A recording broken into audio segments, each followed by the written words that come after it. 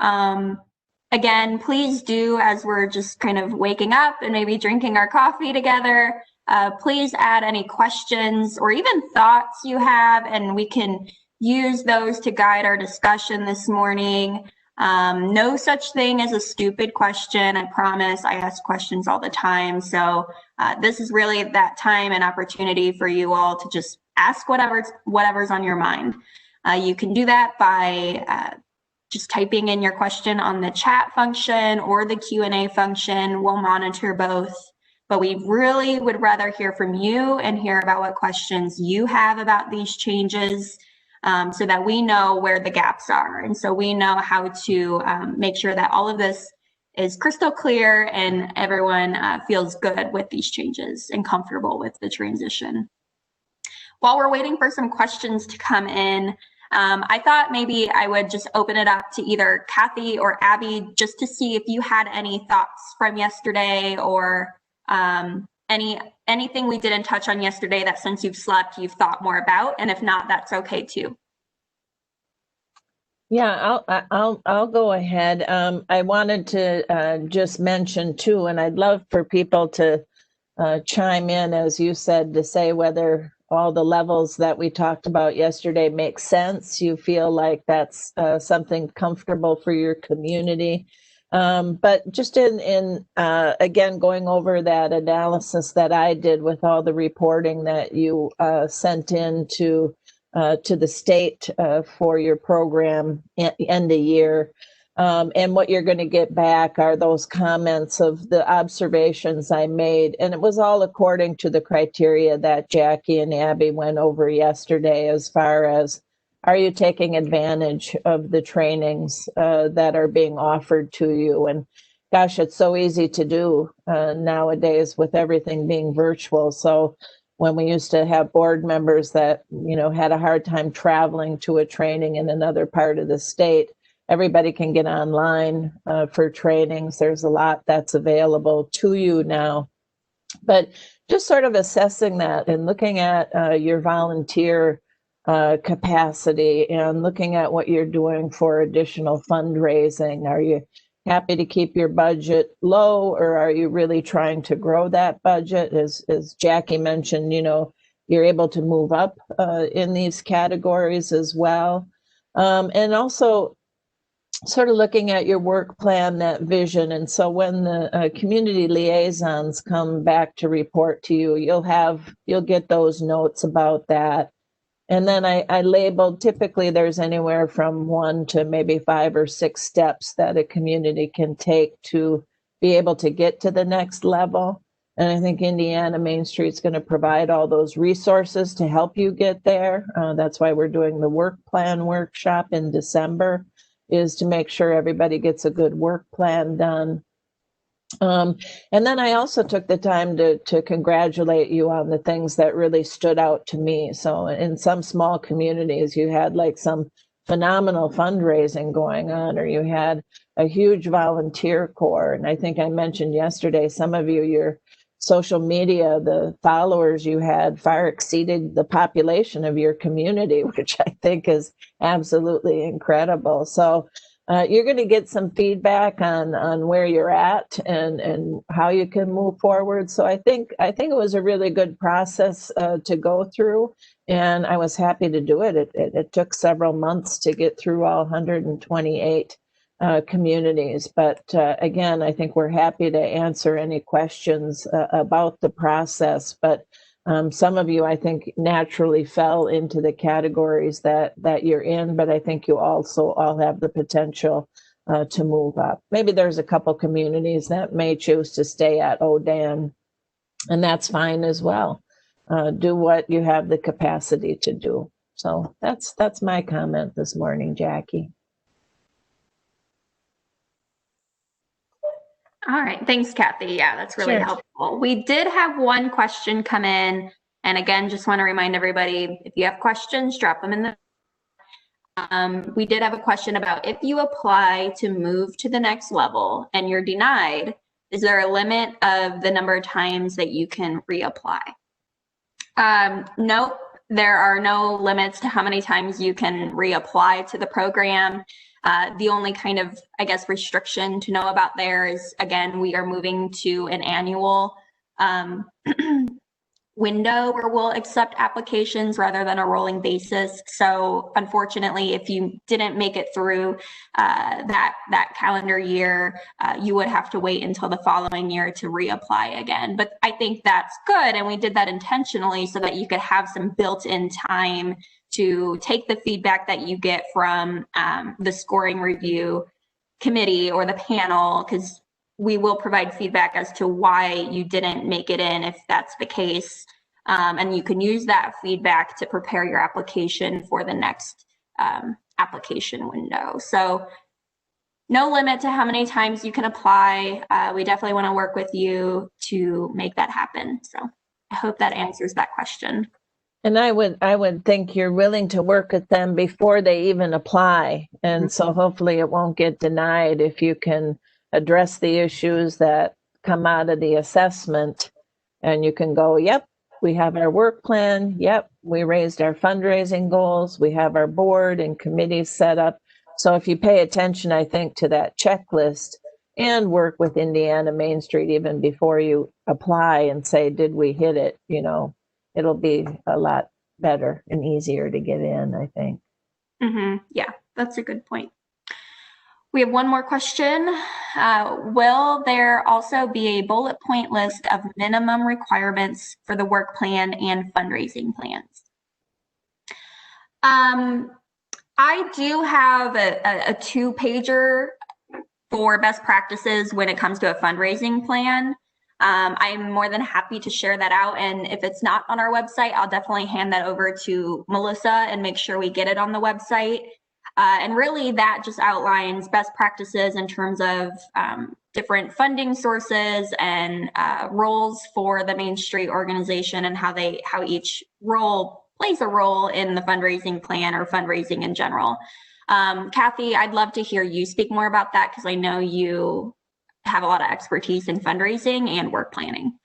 Yeah, I have a similar, well, I haven't seen yours, but it's probably a very similar. I have just a one page that I call the fundraising plan, one page, and it just lists every category that typical Main Street programs use in funding their program, like municipal contributions, downtown businesses, businesses outside of downtown, resident component, special event income, and then separate it and say fundraising income, because some communities do fundraisers that are specifically, they're not special events that people come and listen to bands. They come to it because it's a fundraiser for your organization. There's merchandise sales, there's grants, et cetera. So all of those categories are listed there. And typically I update that sheet every year to say, what'd you do this year?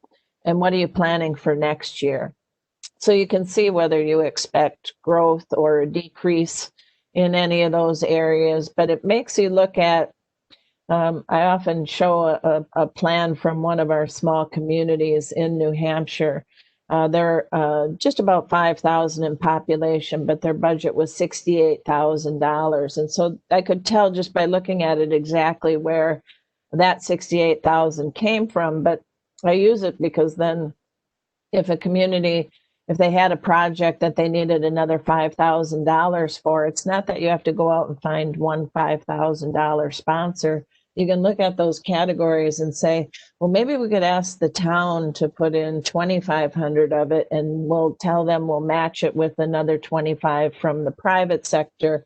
And maybe then we'll get some from residences, and maybe we'll get a few more businesses to join us. So it just helps you keep that balance of where your funding is coming from, but also informs board members, new board members when they come on. How is this organization funded? When does the money come in? How does it come in? And then they find out what their role is in actually implementing that plan. So Jackie, I'll send that to you as well if you want to share that. And then I also have a sort of narrative that goes along with that, so that when you talk about municipal funding, it's always about the timing, you know, knowing when your city needs to have your request for funding, what you need to do to advocate for that funding, and all of those have places where board members and volunteers can play a role.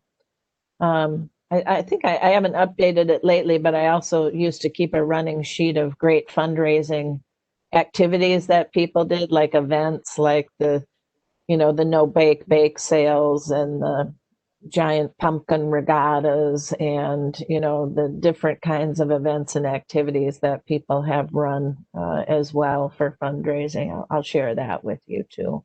I think I have a copy of that one. Okay, all right. Just in case, you can send it along. All right. Yeah, I updated the fundraising sheet as well with 2020 and 2021, so I can give that to you if communities want to use that. And then as far as the work plan, I'll share the templates with that at the December 1st workshop as well.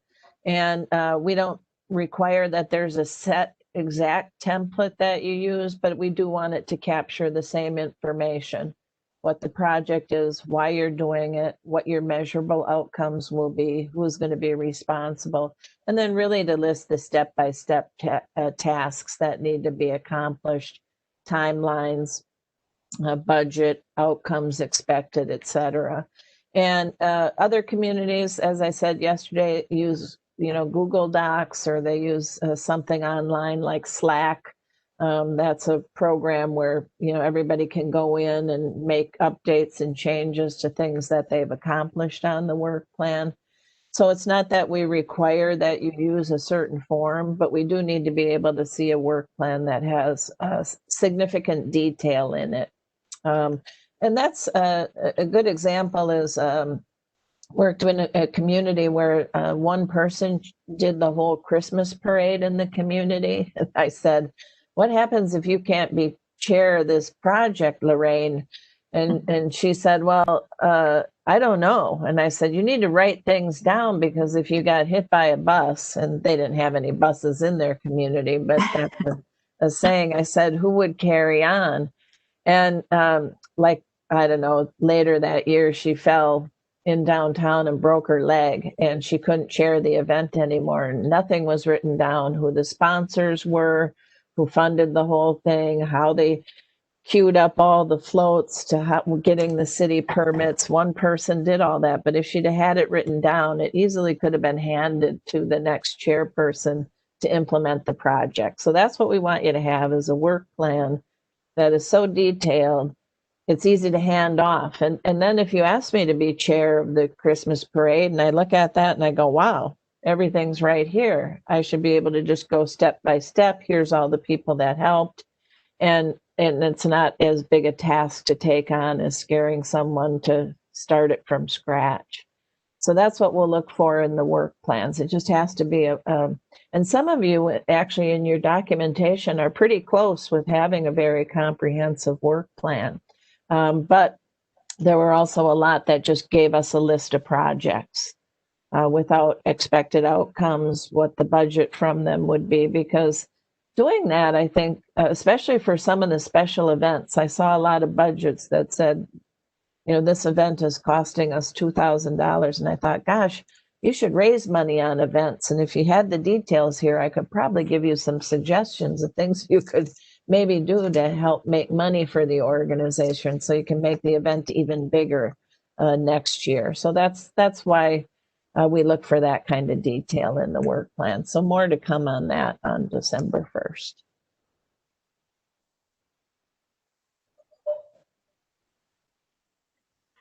I saw your mic was unmuted, so go ahead. Yeah, well, I just wanted to quickly comment that I think this is a good question, and we want to be as clear about some of the things that we're requiring for each of the levels, depending on where you're at.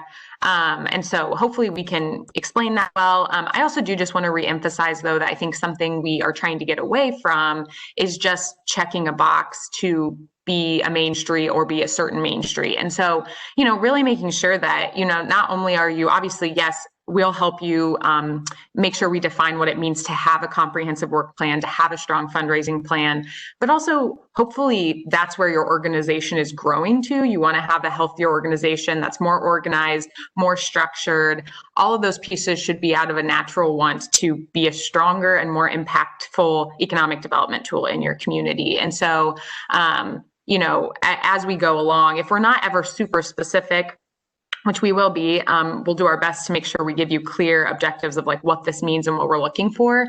We also just want you as an organization to overall be striving to better your work plan, your budget, all of these pieces. And so hopefully that makes sense, but I just kind of wanted to reemphasize that as well, Jackie. Yeah, that's a great point. And it just makes me think a lot about something that you and I have talked a lot about behind the scenes, and that's us really wanting to focus on helping to build the capacity of the organization itself. And by that, I mean bylaws, all of these structural elements that we're talking about today, because, you know, Abby, you always say it so well, without that solid foundation for your organization, you really can't do anything else effectively. And I think what we've maybe seen in the past is we as human beings have this action bias, and we just want to do. And so all the projects, they're great, they're wonderful, they should happen. But I think we put a bit more priority and emphasis on the public project, and we forget about some of those internal pieces. And I think it's good to have a balance of both, but I think what we're seeing a lot of is the need to go back to basics and figure out some of these foundational elements. And because that's what's going to lead to that longevity that Kathy was speaking about as well. So yeah, great points. Thank you. Oh, the other thing I was going to plug on that topic was, Kathy, I know Main Street America through I forget what it's called, the National Main Street Institute. You can correct me on what that's actually called. Main Street America Institute. Okay. I know there is a training on there on fundraising. I think it's a 3-part training. It does cost, I believe, even for members to go through that training, but it's pretty affordable considering it's all virtual, and you can probably have multiple people watch those recordings. So I don't know, Kathy, if you wanted to speak a little bit to that as well. Yeah, on the Main Street America, well, there's a couple resources. Main Street America is our professional development track. And so there's 2 tracks to it. There's a leadership track, and then there's a community transformation track. If you take both of those, you can be a Main Street America certified professional, MSARP. I've heard of that. And you get to put those initials after your name. They make up, the leadership track is, I believe, 3 online courses, and then there is an in-person course that we run as part of the National Main Street Conference. They had to do that virtual this year because we didn't have the conference. And the pricing for it is online. It's affordable, but it is really sort of that a little bit more advanced level of training. But the leadership track gives you all the fundraising, really how to work in your community, build broad-based support, tell your story.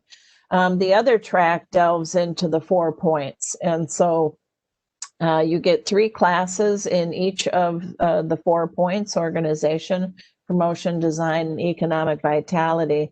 And then that one also has a workshop, a 3-day workshop, which is also going to be viral this year. And in completing that, but you don't have to do the whole course. You can go online and look at very specific topics and just sign up to take 1 or 2. So if you don't want to go through the whole certification, but you go on and you want greater training in economic vitality, you can go there. I think totally, if you take all the courses and do the in-person stuff, it is probably going to be a couple $1,000s for all of those courses because it's a lot. But the other option is just to have a Main Street America membership as well. And then they get access to all of our pre-recorded webinars that already live on our website.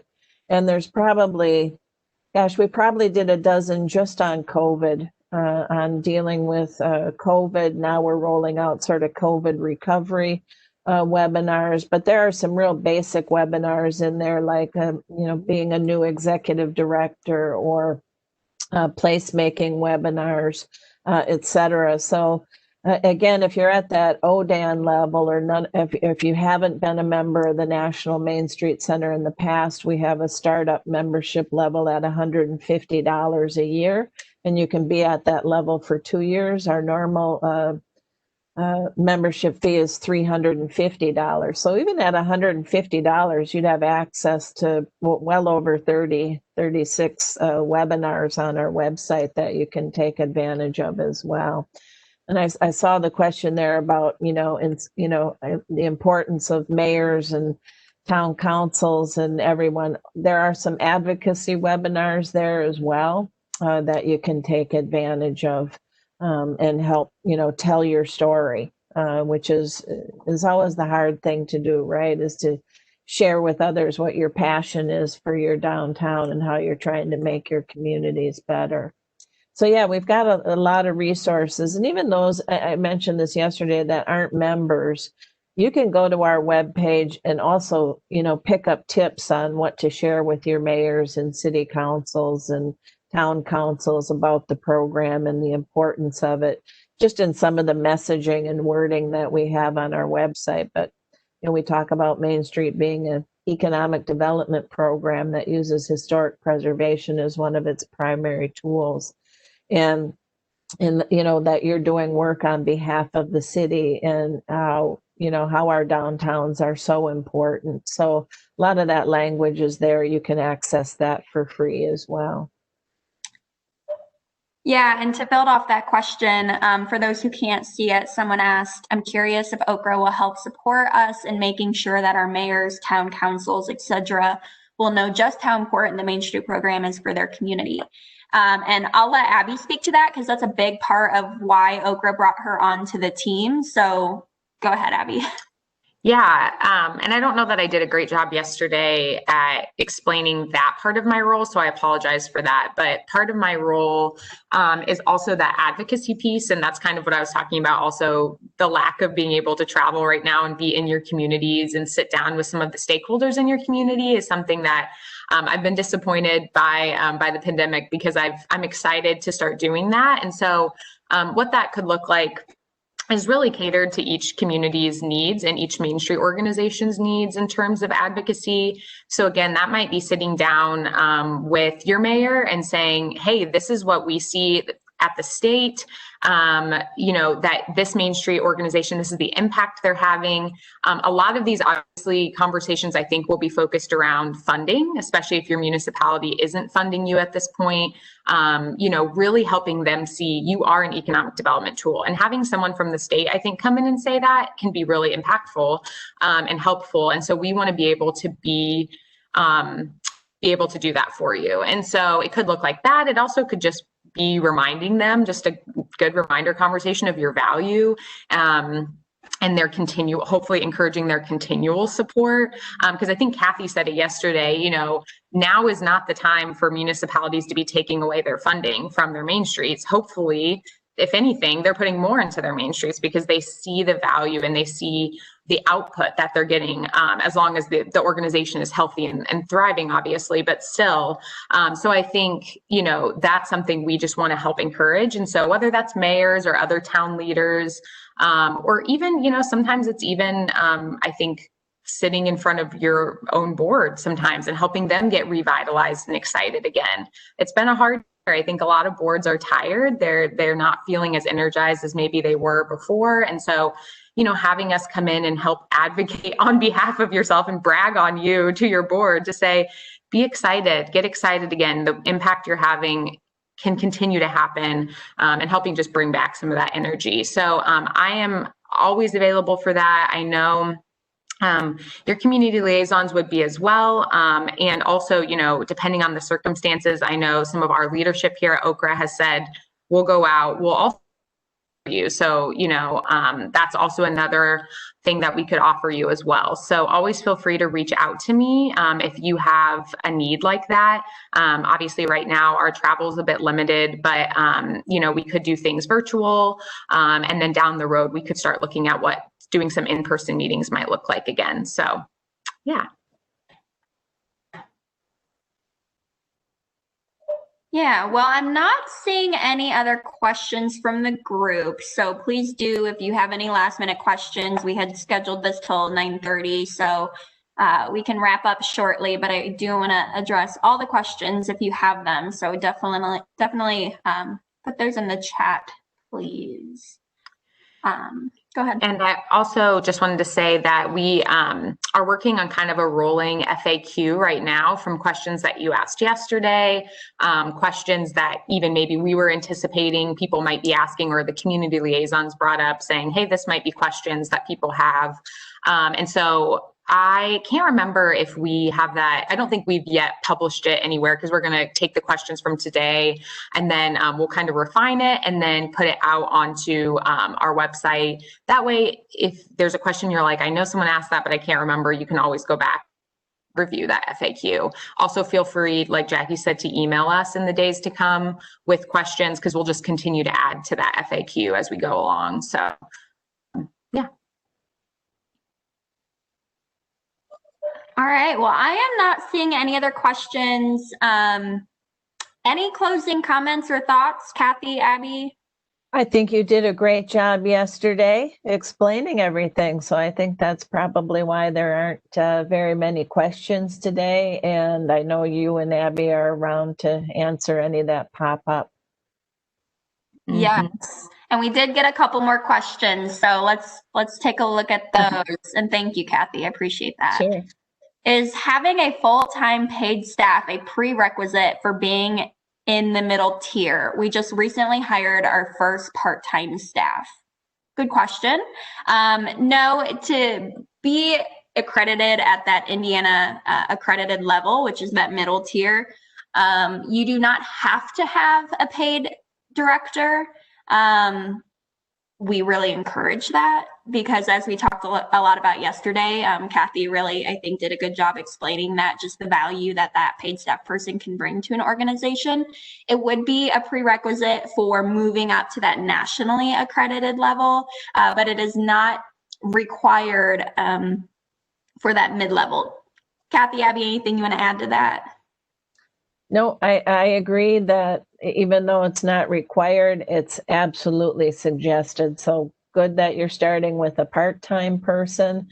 That part-time person will help you grow your capacity as well in organizing the board and everybody to do better fundraising. And maybe that grows into a full-time position. So that should be your goal at that middle level. You're going to be a lot more effective, because volunteers, once your organization starts taking on more and more projects, there's only so much capacity a volunteer-based organization can do. When you get that paid person, you know, sky's the limit. You know, we can do a lot more by having that person who keeps us all organized in the work that we're doing. So strive for that.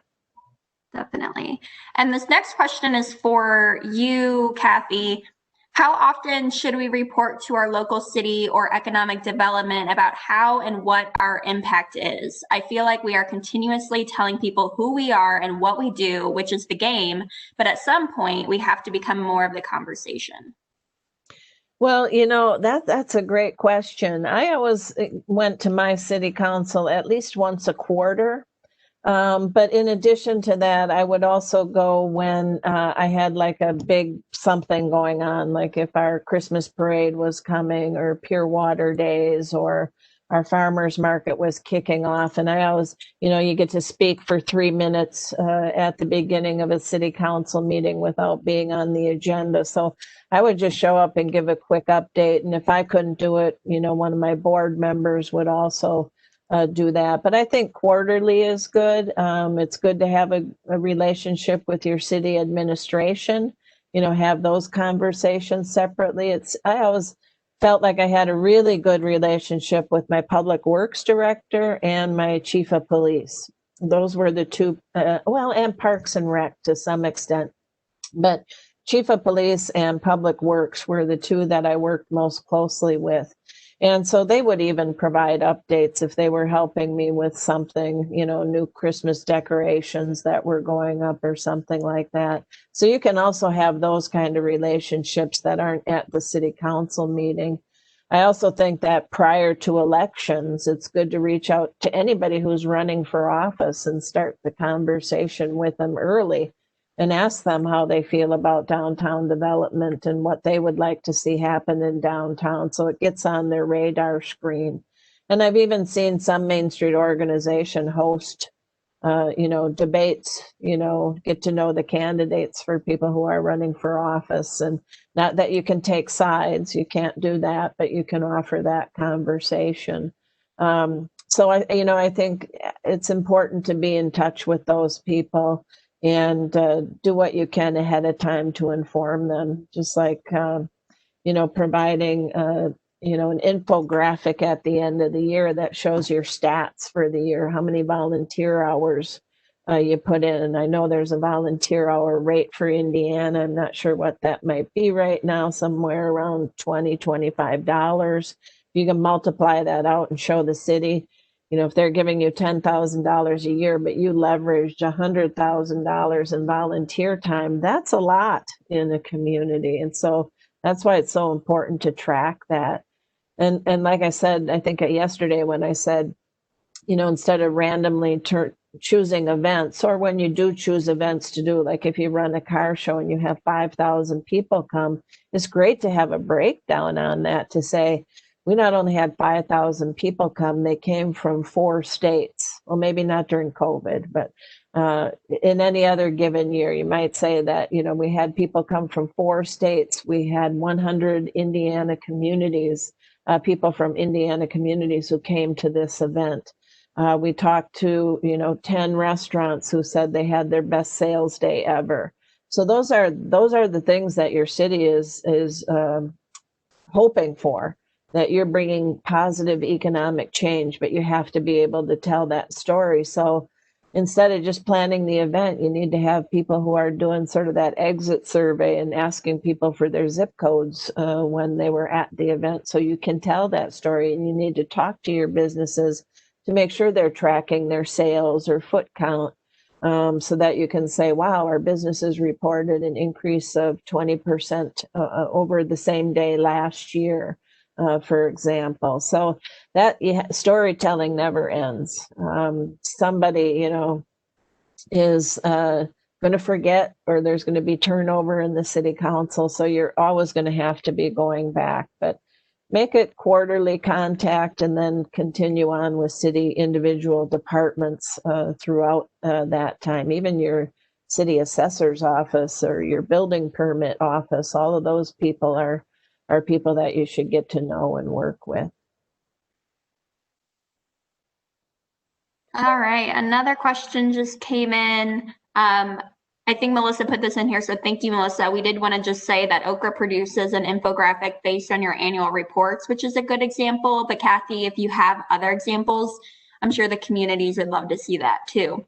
I do. I'll get those to you. And then someone said, you may have addressed this already. I'm jumping on late from another meeting. That's okay. It's Friday morning. Is there a formula for the diversification of funding that we should strive for? For example, what percentage from the city, what percentage from membership, etc.? Yeah, we always just say a balanced sources of funding, and typically that would be broken down into, and this is very simple terms, but it's pretty much a national average: 1/3 from the city, 1/3 from the businesses, and 1/3 from businesses outside your district or fundraising activities. So that way it reminds the city that they need to be a key partner. We see budgets from the city anywhere from maybe 10, 15% to over 50% of the budget is funded by the city when they really understand the importance of the organization. Our small businesses downtown are typically not the ones coming through with the biggest amount to our budget, because they're small businesses and to get $100 a year out of them might be a lot. When I was a local program manager, more of my funding came from outside our district. So our industrial businesses were the ones that contributed. And that was, they understood what it meant to have a healthy downtown in their community, how it improved the quality of life for their workers, how it made their business more attractive. And I've told this story 100 times, but when I was in Chippewa Falls and our downtown looked so bad when we started, most of it was covered in vinyl siding. And we put up 142 hanging flower baskets, started getting a lot of that vinyl down. That in 1 year, I got a call from Cray Research. They made the fastest computers in the world. And also our hospital, one of our vice presidents at the hospital, both of them said the same thing to me, which was, Kathy, when we were recruiting doctors or engineers to come and work for us, we would never bring them downtown. We were afraid if they saw how bad our downtown looked, they would choose either to not come to work for us, or if they did, they would not live in the city. But they were both calling me, and their calls were only a couple months apart, to tell me the first place they brought anybody now was to downtown. They thought if they saw how cool and special and vibrant the downtown was, they would choose to come and work for them and live in our community. So they were calling to say thank you. So those people, it's part of that message that Abby can help you with, need to hear your story as well. And they need to understand what role they can play. So I was able to get like $5,000 a year from Cray Research, from our power company, from Mason Shoe, from W.S. Darley. They make fire engine pumpers. And so it was those people that put the most amount of money into our program. And we didn't rely just on the little group of businesses we had in our downtown. So that's part of that message. So always look for the broader piece. And it's also challenging yourself when you do plan events. If you're going to have a music concert series, figure out a way for you to make money on that. Through sponsorships, through passing the hat at the event, from selling refreshments at that event. But we always have an opportunity to make money off of the things that we're doing. And so it's not your job to run just free, fun family festivals in the community, because they're not free for you to put on. But looking at all of those pieces. So we did talk a little bit earlier. Jackie has a fundraising sheet she can share. I'll send my latest one that I have as well. And it just puts all those categories where you might find funding. Selling merchandise, we had a t-shirt that I made $5,000 on 1 year because it was a cool t-shirt that came to me in a lucid dream. And I woke up and I drew it out and we made it, and it continued to sell like hotcakes for quite a long time. So sometimes you might have some cool merchandise. And then if you have an office that's on Main Street that you can sell merchandise from, even better. So lots of different pieces in the fundraising plan. Well, and I love that idea of merchandise too, because it also promotes community pride. People Absolutely. are excited to show off their community and feel like they're a part of it. So I love that. Yeah, and a lot of times when you have that merchandise, you give away a lot of it just to, for PR purposes as well. Or you could give somebody a free t-shirt if they made $100 contribution. So it comes in handy. Well, great. These were wonderful questions. I really appreciate the emphasis on fundraising today, because I do think, especially with the new standards coming from Main Street America, there will be more of an emphasis on fundraising and fundraising plans. So I appreciate the questions on those and all the questions. We'll go ahead and wrap up because I'm not seeing anything else come in, and we're a bit past our time, but just wanted to say thanks everybody for joining us. I hope that you're feeling comfortable with these changes and that you see the value in these changes, because we truly are excited, and we're excited about each and every level. I hope that over the weekend you can sleep on it, rest on it, think about it. And I don't want anyone to be nervous or worried about, what their organization's placement is going to be. That is not That's not our goal. We're very excited about all of it. It's all good. So we will reach out to you next week to just let you know where your organization is placed, and then we'll go from there. That's not the end of the conversation.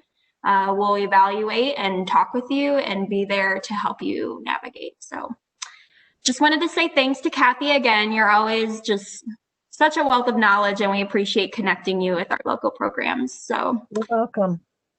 We will see you all next week. We'll chat next week. Let us know if anything comes up between now and then. We've been recording this as well. We'll post it and send some follow-up information. So have a great weekend, everybody. Take care.